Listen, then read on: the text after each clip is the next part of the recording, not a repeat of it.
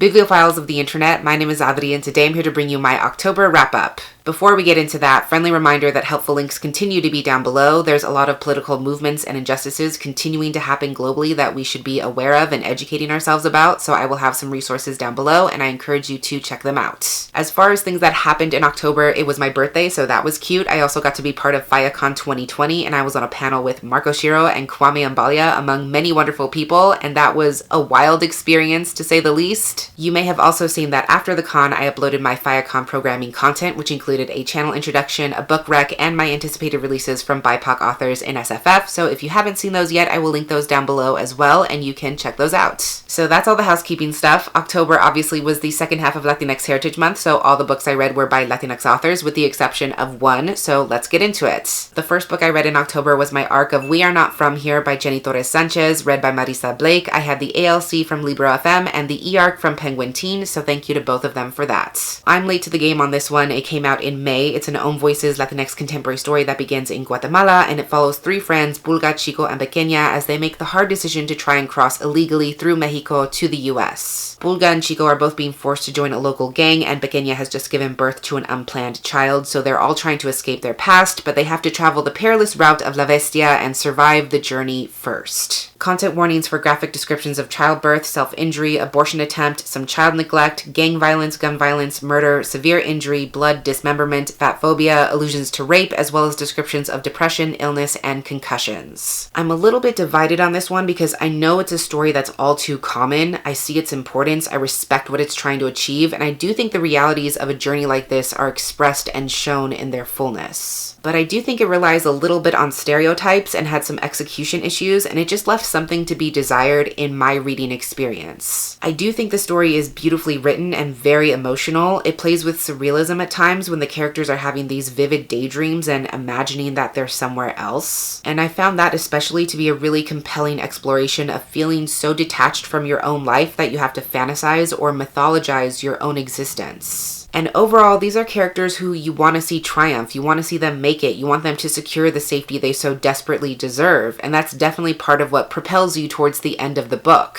That said, this story is deeply, deeply traumatic, which makes sense for the reality of the situation, but it also makes me wonder who this story appeals to, who it's written for, and what readers think they might get out of it as a quote-unquote learning experience. There's so many people who think immigrant stories owe them trauma, suffering, danger, a sense of the indomitable human spirit, and just because of the nature of this story, it sits right in that zone and potentially further perpetuates those stereotypes. I just wonder how it fits in conversation with real-life Latinx immigrant narratives, and I believe further reading is necessary to really understand the full context and complexity of this very real issue that affects so many different communities. Like I said, I was a little bit torn on this one, so ultimately I gave it 3 stars. After that, I listened to Ghost Squad by Claribel Ortega, read by Almari Guerra. This is an Own Voices Latinx middle grade story about a young Dominican girl named Lucely who lives among the spirits of her ancestors in St. Augustine, but just before Halloween, a dark, mysterious force begins threatening the existence of her family spirits. Attempting to strengthen the spirits, Lucely and her friend Sid cast a spell that accidentally unleashes malicious spirits on the town, and together, along with Sid's witchy grandmother Babette, they have to find a way to undo the curse. Content warnings for some exploration of parental loss, thematic violence, and non-graphic descriptions of familial deaths.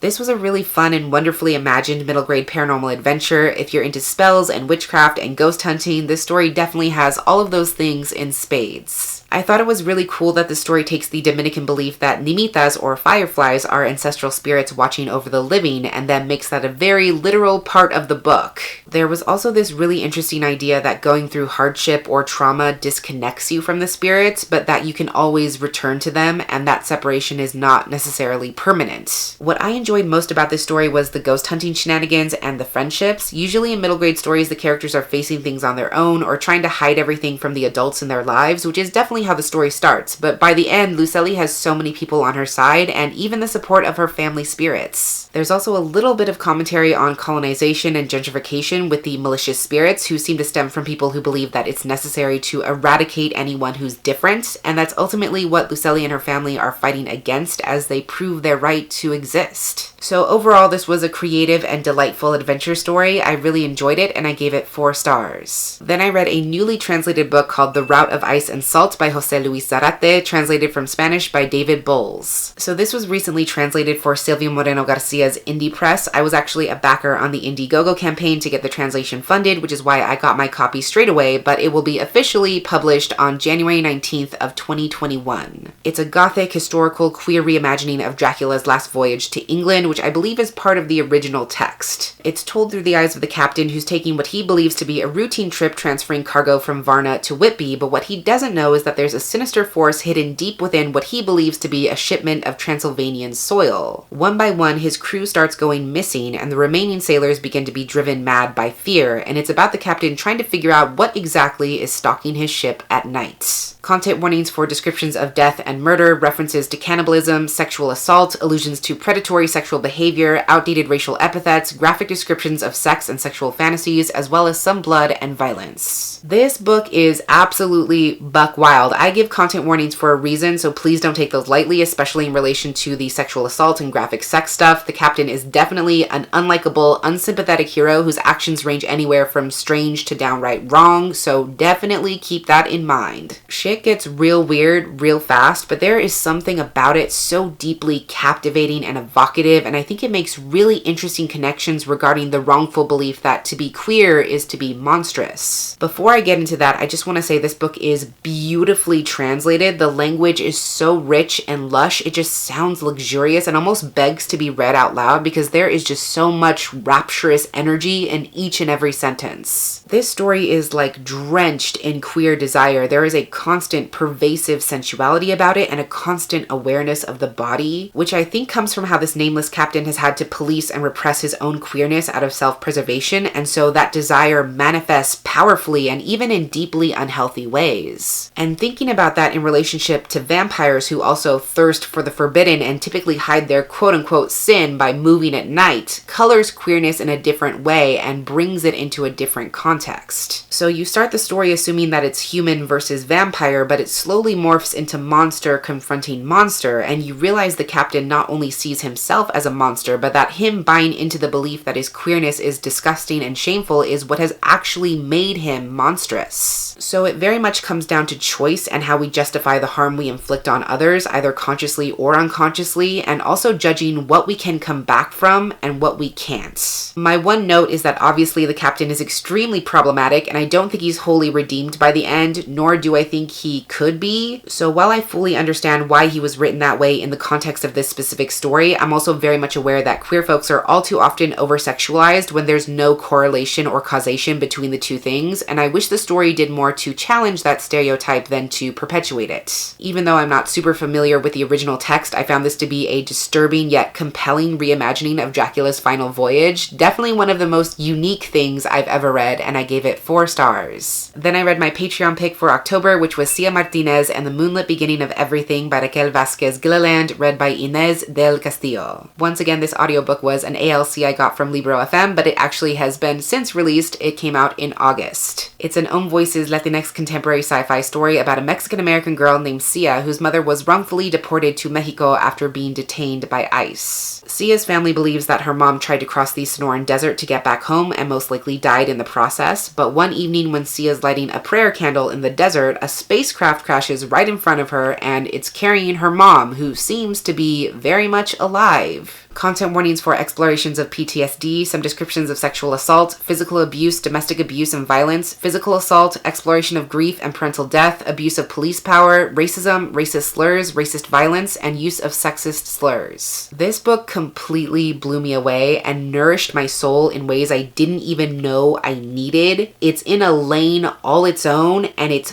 fucking fantastic. This is one of those stories that doesn't seem to make sense at first glance, that seems like it should not work, but somehow it does. It perfectly and uniquely blends love, spirituality, tradition, culture, inheritance, poetry, and science into one cohesive story that is so profoundly beautiful in the way it lets all of those things breathe and coexist. I think it's really about the different ways we pull meaning from the world around us, how we can find that meaning in all these different things without negating the value of any of them, and how those mosaic tiles of humanity piece together our world and the way we understand it. And I think part of what makes it all successfully hang together for me personally is the fact that it feels so grounded and honest. The characters feel so real. You can't help but believe in the way they love each other, hurt each other, heal each other. The dynamics between them just feel so authentic. There's coming of age, there's romance, there's family connection. All of those things are rendered so truthfully that it helps make the outlandish things make sense. I feel like there's so much I want to say about this book, but I don't know how to say it. It just made me so acutely feel my own aliveness in a way I can't even articulate. It is such a beautiful and wild exploration of the choices that make us and keep us human, and I think it's one of those books that's best when it's experienced. I absolutely loved it, and I gave it 4.5 stars. Then I read an arc of a holiday romance called Holiday Home Run by Priscilla Oliveras. It's an Own Voices adult romance novella about Julia Fernandez, who is an event planner trying to establish herself in Chicago so she won't have to return to Puerto Rico to run the family business, and her latest Christmas event is being emceed by an extremely prolific ex-MLB player named Ben Thomas. So she's trying to keep it professional between them because her whole family is obsessed with baseball and she wants nothing to do with anyone involved with baseball, but Ben, who's been struggling with his early retirement after a bad injury, is really taken to the event and it's helping him regain his purpose. What I enjoyed about this was that it's a super quick read and overall it's a sweet, charming holiday romance. There's ice skating and hot cocoa and Julia bringing her Puerto Rican culture into this holiday event.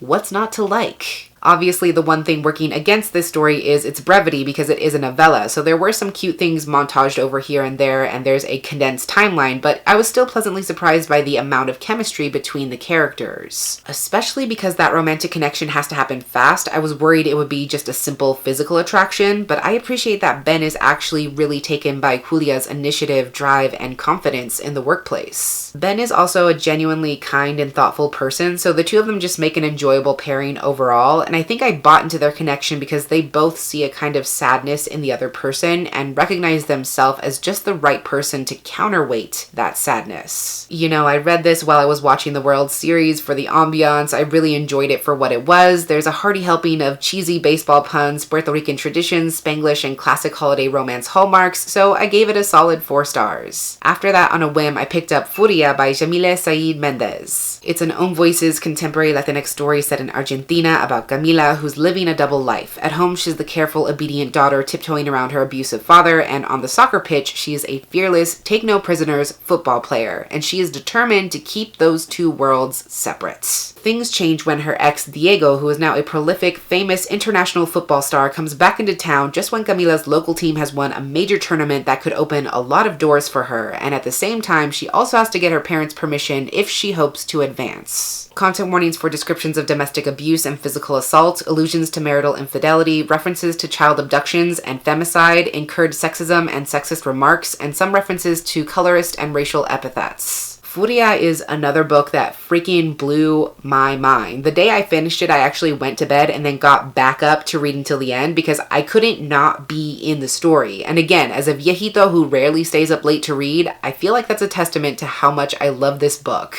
This story is like Bend It Like Beckham goes to Argentina and gets 10 times more feminist. It has second chance childhood friends to lovers romance, it has feminism, it has football, it has family, and all of those things are held in perfect balance. Camila is an amazing character, and I really felt for her as she tries to navigate this very complicated world that tries to tell her time and time again that she is lesser because she is a woman, and in her experience, there is no such thing as a simple choice. The story definitely highlights toxic masculinity, machismo, and how that contributes to a culture and cycle of fear. Fear that everything you do could be easily lost or discredited, fear that you are not safe, fear that you are less because of how you're born, and fear that the dreams you have will only ever live in your heart. As a woman especially, Camila has been conditioned to be very conscious of everything she does because her life is not valued and respected as her own. In her own country, it's not even possible for women to become professional athletes. So there's that constant tension between what is seen as a given for some and what others have to fight for, and the story is very aware of that razor-thin tightrope Camila is forced to walk. But at the same time, Camila is someone who has so much love and passion and ambition to give. She's so used to making her dreams smaller to fit in someone else's world, and she's refusing to do that any longer. She is not interested in changing herself or being someone that she's not. It's also about the people in her life who have laid the groundwork that allows her to break that cycle and continue feeding that ambition. It's about how the people who have fought before us or refuse to give up on us in the present teach us how and why we should fight for ourselves. I was especially moved by the soft romance between Diego and Camila, and how Diego believes in Camila and comes to learn that her dreams are every bit as big and important as his. This is just barely touching the surface because it's a truly incredible book. There was nothing about it I did not love, and I gave it 5 stars. And the last book I read was Where Dreams Descend by Janella Angelis, read by Imani Jade Powers and Steve West. So October is also Filipino History Month, and this is written by a Philippine diaspora author. It's a fantasy story that's a twist on Moulin Rouge meets Phantom of the Opera. It's about a world full of magic and magicians where the main character, Kalia, is a star performer at a glittering nightclub known as Hellfire House, where memories are payments. But she longs to command a different kind of stage as a magician instead of a showgirl. So despite her master's deceiving tricks, she escapes to a nearby town where there's a magician's contest taking place. But no contestant is safe when there start to be mysterious accidents, disappearances, and unseen danger behind the scenes. Content warnings for incurred sexism and sexist remarks and allusions to manipulation and emotional abuse. I can't give a full review for this one because I'm still reading it as of filming this video, but I can tell you what I think about it so far, and overall, I'm definitely enjoying this book. The writing and the atmosphere would definitely work for people who enjoy things like The Night Circus, Strange the Dreamer, anything written by Roshni Chokshi. It's very much that lush, whimsical kind of fantasy, and I am definitely in that target audience. The Moulin Rouge meets Phantom of the Opera pitch was so compelling to me, and I have to say I feel like that mostly applies to the setup of the story, which falls away pretty quickly in favor of this magical competition, which is also a trope I enjoy, but I was a little thrown by that change-up. The nightclub Hellfire House is such an interesting place, and there's a lot going on there with the dark, mysterious, manipulative master of the house, Jack, and the dynamic he has with Kalia, and I would have liked to see more of her life at Hellfire House, more Jack, but like I said, that gets left behind within chapters. But it's a story that's dark and magical and romantic, and I think Kalia is a really interesting character. She has this powerful magic she hasn't fully mastered yet, and she's also brazen and haughty and not afraid to make people, especially men, uncomfortable. She's definitely willing to fight for what she deserves. She challenges the way things are done, and she wants to prove herself on her own terms, even if that means failing on her own terms, and I just really admire that character trait. So I'm definitely invested. I think it's a beautifully imagined story that presents unique kinds of magic and maintains a great deal of suspense with its constant air of danger and uncertainty, and I'm looking forward to seeing how it ends. So those are all the books I read in October. It was another great reading month with some new favorites. In the comments below, let me know if you've read any of these books yourself, or let me know which book you read in October that was your favorite. But that's everything I had for this wrap up today. Until next time, educate yourself, be kind to yourself, take care of yourself, and I will catch you on the flip side of the page.